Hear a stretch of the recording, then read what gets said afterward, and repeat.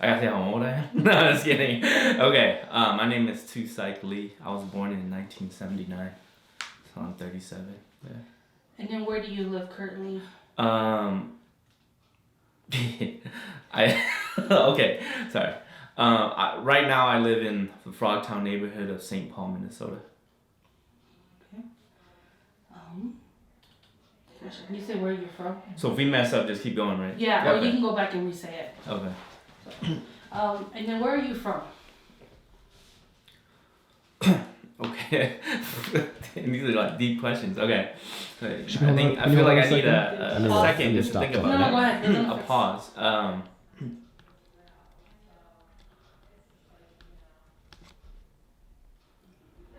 Well, I was born in Nong Khai, in a refugee camp of Nong Khai, Thailand. And my parents are from Laos. But I am Hmong. That is all. Okay. Alright, just relax. Okay. Oh, okay. Okay. Let me think about this. Okay. So right now I'm working on my Bush Fellowship, and I have a focus on cultural identity through the arts, or preserving cultural identity through the arts, specifically Hmong culture. And I work as an artist residency teacher, so I go into schools and community centers and teach spoken word poetry and writing, creative writing.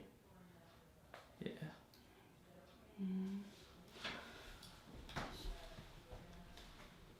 So we're going to go into your tattoos.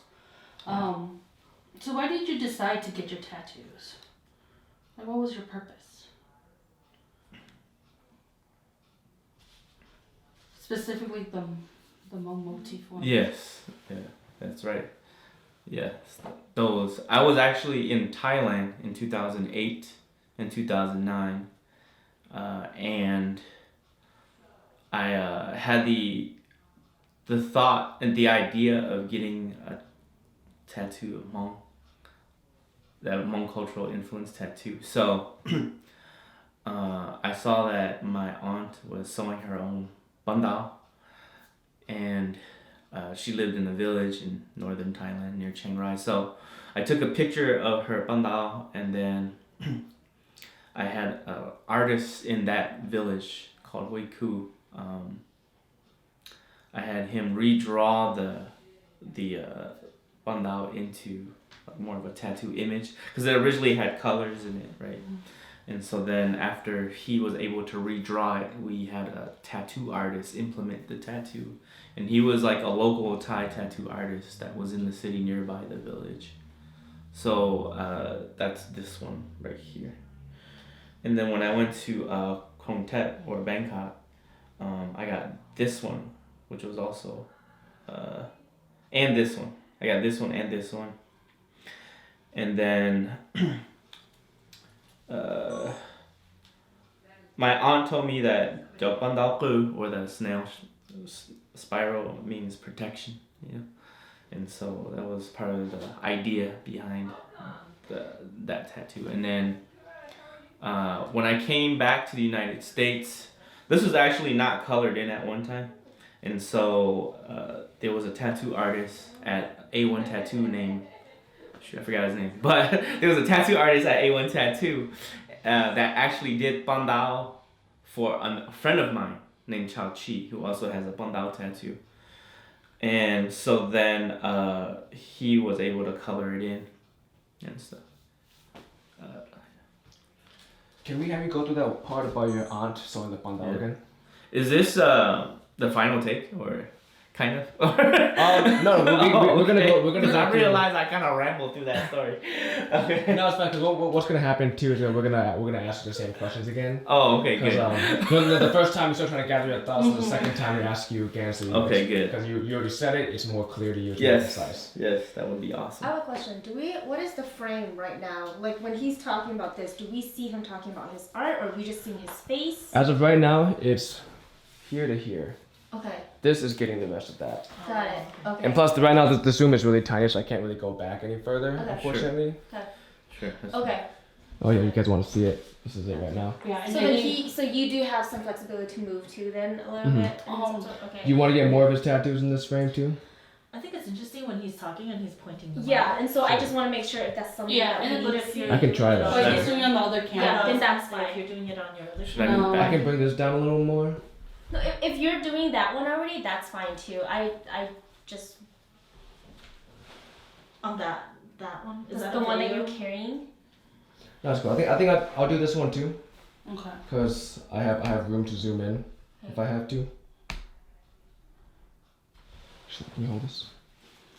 I did like the close up too though.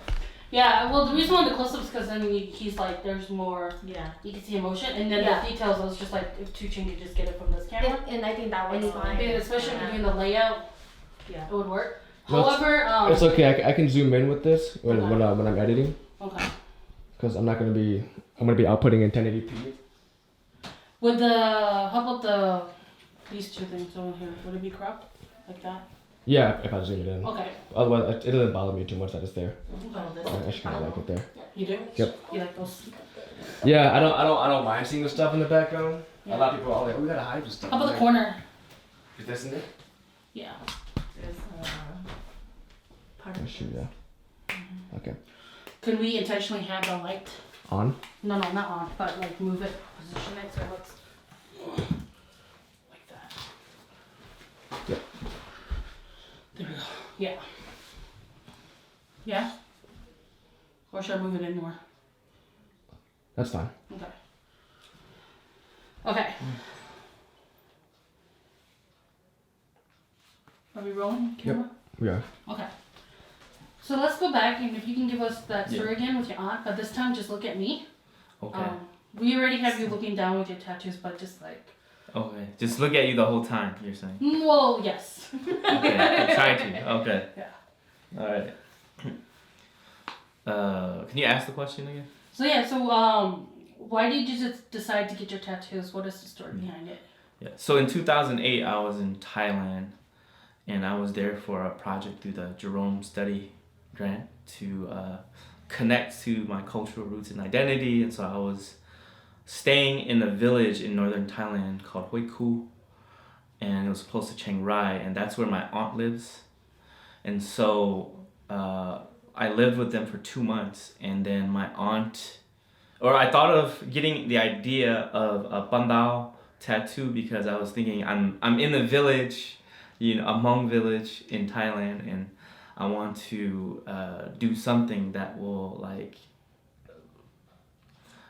keep this memory, you know, and so then I saw that my aunt was sewing a bandao, and my aunt and her daughter was sewing bandao, and so I took a picture of their bandao designs, and then I took it to an artist, a Hmong artist that was living in that same village, and he redrew it, you know, because it had all these colors at first, and so he redrew it into a tattoo format, and then we brought that design to a local tattoo artist that lived in a city nearby that village, and so he tattooed the one on my left arm. And then when I went to Hmong Tet, I found another tattoo artist that tattooed the one on my right arm. Yeah, and so the one on my right arm wasn't colored in yet, but it was just the outlining. And then when I came back to the United States, I found this tattoo artist who had done bandao tattoos for a friend of mine, Tou Xaiko Lee, and he filled in the colors for the tattoo on my right arm. How significant is the placement of the tattoos? Okay, you know what's really interesting is because the way that people have been doing tattoos at that time is they would put them on their arms or their back, because when you get a professional job, you can easily hide those tattoos. Like if you had a t-shirt, it might be covering up most of it, right? And so for me, it was kind of taking a risk. Like, oh, I'm a lifelong artist, so whatevs. I'm just gonna put tattoos on my forearms because it's gonna be the most visible, and so I guess I'm dedicating my life to this cultural identity and these arts, and so then for me, I thought it would be the most visible to put it on my forearms. Could you go to that last section again? And Sure. Not look up so much. Oh, okay. I was looking up. Yeah. Yeah, I think because I think and I look at my brain. And so A lot I of would people try will to- do that. So we'll just, Yeah. so we'll just go to that last, the Yes. last maybe 20 or so seconds. And yeah. I'm just gonna ask you to look straight at Melissa. Okay. So ask that question again. So how significant is the placement of the tattoos? Yes. So for the placement of these particular tattoos, I wanted to do it on my forearms, and the reason why is because at that time a lot of people did their tattoos on their like upper arms or on their back because it could be easily covered when they get a job or go for a job interview and stuff. So it's like a professional thing. So for me, I understood that doing it on my forearms, it's like a lifelong dedication to being an artist, and it's the most visible to put it on my forearms. And so I felt like if I did that, could make an impact in that way, and that whatever job I work for from now on has to be related to a job that is accepting of someone that has tattoos on their forearms. And so for me, I made that decision to do it on my forearms at that time. That was great. Okay. We're gonna go around and say, can you tell us again what the meaning of the tattoos are? Okay. So. Cool. Just start right now. Okay. So can I look down now? Or Yeah. oh, okay. Yeah, definitely. All right. So when I talked to my ponjoa, my aunt Joa, she told me that your bandao ke, which is the snail shell, bandao means protection, right? And these are actually two versions of bandao ke, right? And so, and I know that different symbols mean different things, and then the hearts. Oh man. I'm bleeding. Wait, what? Oh, it's just a little bit though. Oh, yeah, there's I blood on his think arm. maybe I scratched my arm or something. You nervous? Me? A little bit. It's just us. It's just it's okay. You can always start. You can always stop Yeah. and start. If you ever need to take a 10-second break and step back a little bit, you Do can you do need that. Band-Aid or No, I don't need a band. Let's put my body. Okay. Code. Okay, sorry.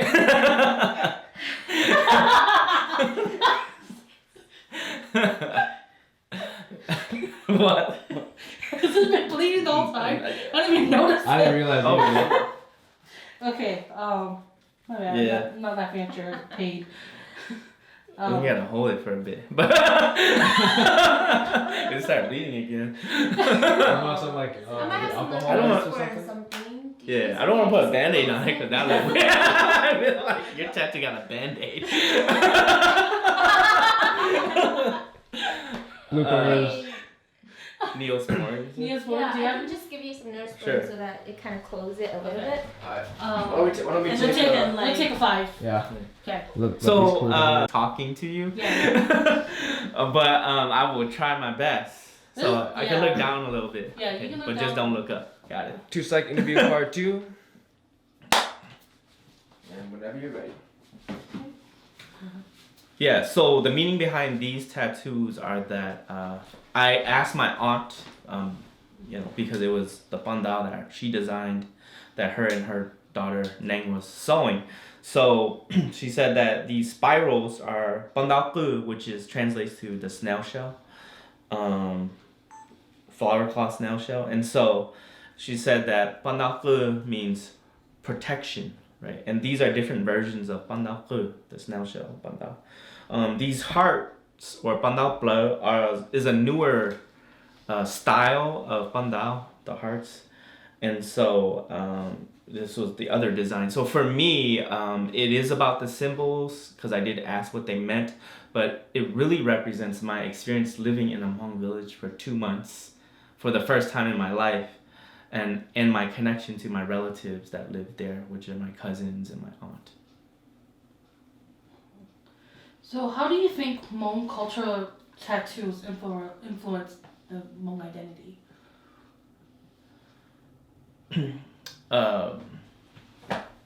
Say it. Can you ask that one more time? Yeah. So how do you think Hmong cultural tattoos influence Hmong identity?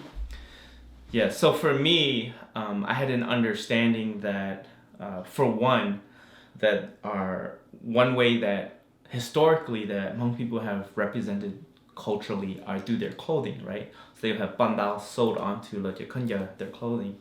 And for me, that was really relevant in Thailand because there's like so many different Asian people, right?